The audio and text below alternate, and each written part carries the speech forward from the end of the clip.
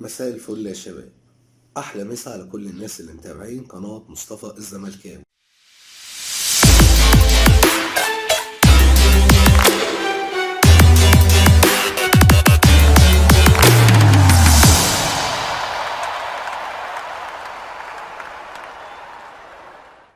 مبدئيا كده قبل ما نبدأ خبر النهارده، استنوني في البث المباشر النهارده الساعة 8 عشان نقول لكم التشكيلة الرسمية.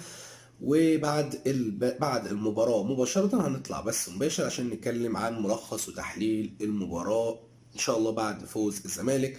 كل الدعم لنادي الزمالك. موعد مباراة الزمالك والنجم الساحلي التونسي اليوم 28/4/2019 هيقام الساعة 9 مساء بتوقيت مصر، 10 مساء بتوقيت السعودية، 11 مساء بتوقيت الإمارات. القنوات الناقلة هي قناة واحدة، هي بين سبورت 1. إن شاء الله يا شباب التحكيم هيكون زامبي. إن شاء الله كل التوفيق لنادي الزمالك، مش محتاجين غير الدعم.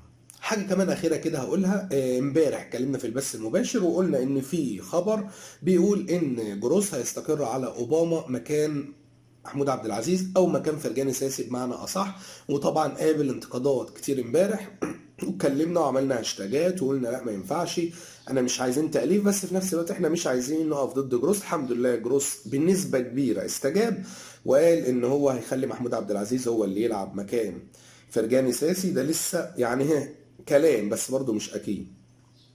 وان هو هيخلي كهربا هيبدا اساسي برضه نفس الكلام اللي احنا قلناه، وهيخلي يوسف اوباما مكانه، وهينزل احمد سيد زيزو، وهيكتفي باحمد سيد زيزو وكهربا على الوينجين، وهيقعد ابراهيم حسن احتياطي، وهينزل يوسف اوباما. محمد ابراهيم طبعا عارفين ان هو يعتبر تعبان فهيبقى برضه في الاحتياط، والمهاجم الصريح هو عمر السعيد، ونتمنى ان احداد ينزل مكانه.